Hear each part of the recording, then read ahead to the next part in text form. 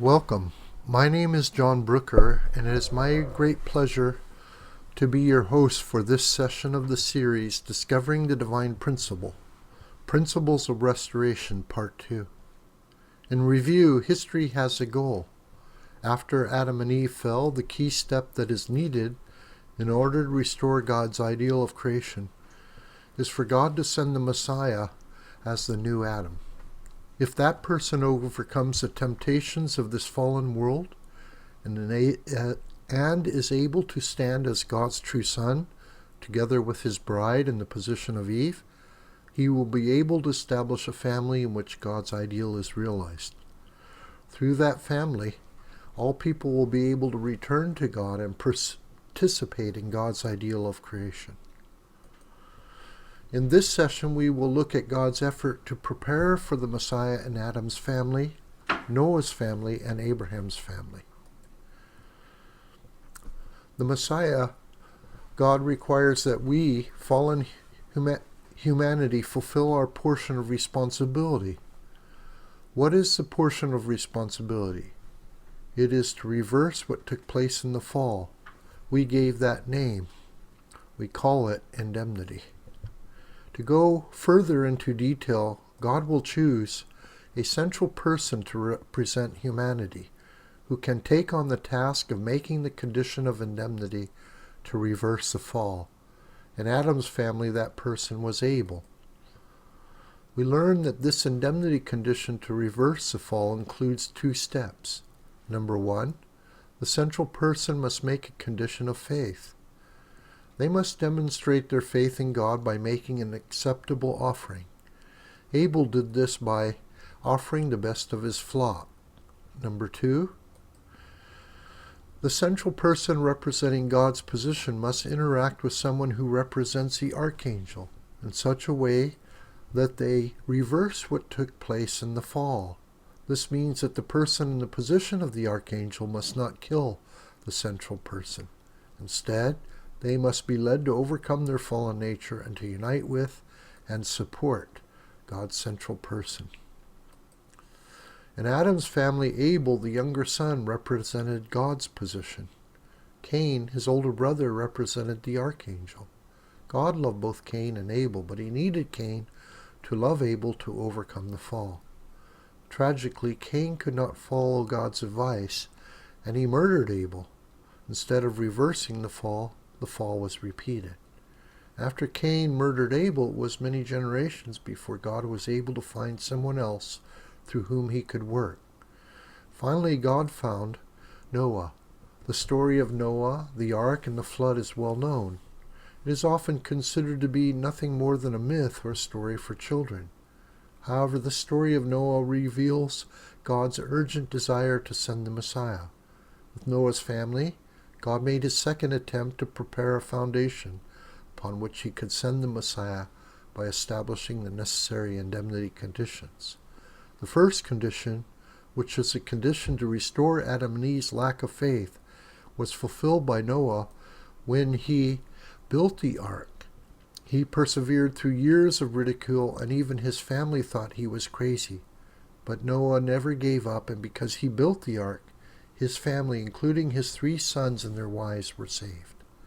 After the flood had passed and Noah's family had settled once again on the land, God wanted to send the Messiah to Noah's family. But first, Noah's sons had to fulfill the indemnity condition to reverse the fallen nature, and in so doing, complete the foundation for the Messiah. Ham, who was the second-born son, was a united heart with his father. Then together they would help his older brother, Shem, overcome his fallen nature. Sadly, Ham could not believe that his father was in God's position. On one occasion, Noah became drunk and fell asleep naked in his tent. Ham walked in the tent and felt ashamed instead of respecting his father. He then convinced his brothers that Noah had done something sinful. They then took a blanket and walking backwards covered him. When Noah awoke, he cursed the descendants of Ham. Noah's family came to reflect the fallen nature instead of God's nature. This is why God was unable to send the Messiah to Noah's family. God had wanted to make a new beginning through Noah's family. He removed the surrounding civilization through the flood so that Noah's family could prepare the foundation for the Messiah without interference. If God could have sent the Messiah to Noah's family could have been restored, and the sin of Adam and Eve could have been removed. From that point, God's ideal, a world of goodness, could have emerged. After Noah, God waited 400 years before calling another central person who was able to prepare a foundation for the Messiah. The person he called was Abraham. Abraham's family was God's third attempt to prepare a foundation upon which he could send the Messiah.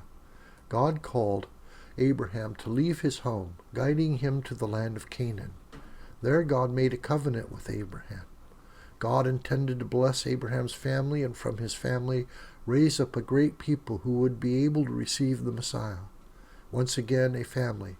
This time Abraham's was to prepare a foundation for the Messiah. God asked Abraham to make an offering that consisted of dividing a cow, a ram, a she-goat, and 2 birds in half. He divided the cow and the ram and the she-goat, but he did not divide the 2 birds. At that point, Abraham fell asleep, and upon awakening, found birds of prey eating the offering. This was a sign that Abraham's offering was not acceptable.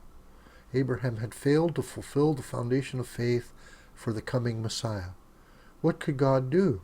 Although God does not usually give us a second chance, on the foundation of Abel's offering and the offering of Noah, God called on Abraham to make a greater condition of faith.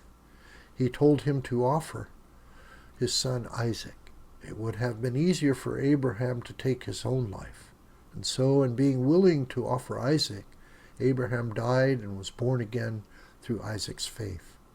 Not only is Abraham willing to offer Isaac, but Isaac, because of his deep trust and love for his father, was a willing offering. This is one of the most remarkable stories of the Bible. When God sees Abraham's faith, he sends an angel to stop him from killing Isaac. Then Abraham and Isaac found a ram caught in a thicket, and they offered the ram to God. This became the offering that fulfilled the indemnity condition of faith in preparation for God to send the Messiah. For the condition to reverse the fallen nature, again God would work through 2 brothers, one elder in the position of the archangel, and one younger in the position to represent God's side. These were Isaac's 2 sons, Esau and Jacob. Esau was the firstborn, and like Cain, he represented the fallen lineage of the archangel. Jacob was the secondborn, representing God's side. In this story, we begin to see the important role of women in God's providence. Their mother, Rebekah, recognized that Esau, the elder son, was not good. She realized that if the blessing went from Isaac to him, it would be lost, and so she focused on Jacob and raised him, guiding him to seek the position of his elder brother. One day, Esau came back from an unsuccessful hunting trip. He was extremely hungry, and he demanded food from Jacob. Jacob saw it as an opportunity and asked his brother to allow him to take the position of firstborn in exchange for some bread and lentil soup. Later, in his old age, Isaac called Esau and told him that he will give him the blessing if he will go out and catch the wild game and prepare him a meal. But Rebekah sent Jacob to Isaac with the meal, dressed to look like Esau. Isaac, in his old age, was almost blinded and did not realize it was Jacob, and so he gave the blessing to Jacob. When Esau learned what had happened, he became furious and made a pledge that he would kill his brother. Rebekah then told Jacob to run away and go live with his uncle Laban. Jacob lived under his uncle for 20 years. His uncle took advantage of him repeatedly. God eventually blessed Jacob with great wealth, commanding him to return to his brother on the 21st year of exile. On the way, God sent an angel to block his way.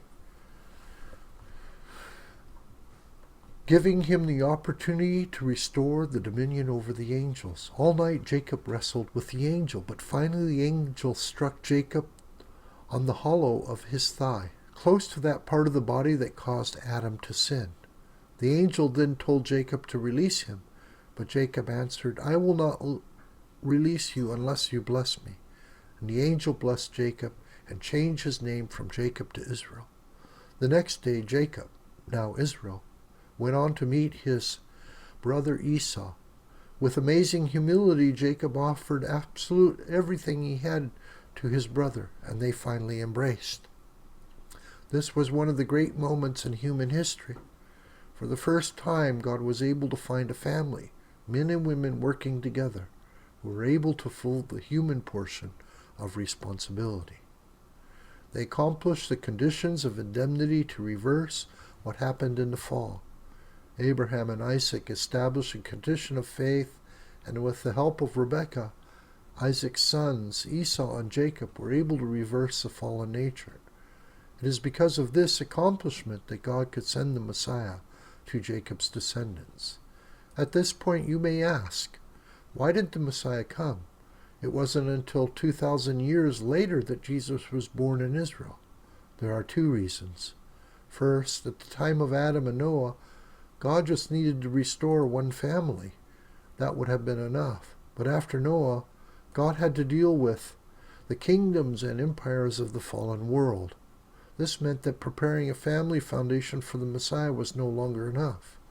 If the evil world has kingdoms and empires with vast armies, a family will be unable to protect the coming Messiah.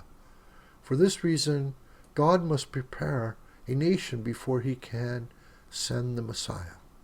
Therefore, after Abraham, Isaac, and Jacob's victory, God began to plan for the preparation of a nation to receive the Messiah. This would be the mission of Moses. The second reason the Messiah did not come for 2,000 more years is that the preparation of a nation did not go well.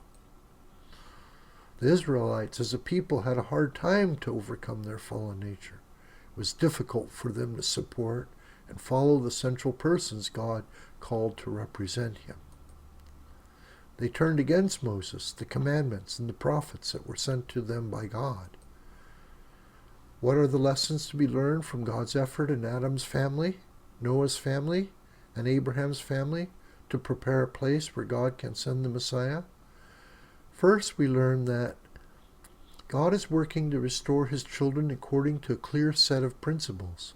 And if we can understand those principles, we can understand how God is working in our individual lives to prepare us. Secondly, we can see God's unchanging love for us, his absolute determination to save his fallen children. No matter how many times we fail, God does not give up. And finally, we can see how important it is that people fulfill their portion of responsibility. God loves us and is working to save us, but we have responsibility. Our part is the first demonstration, faith in God, and second, it is to overcome our fallen nature, our tendency to rebel, and support that person whom God has chosen to represent him.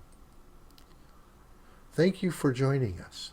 In the next session, we will take a look at the history leading up to the birth of the Messiah, Jesus, and then compare that to the history leading up to the return of Messiah, what is called the Second Coming. I think you will find it quite amazing.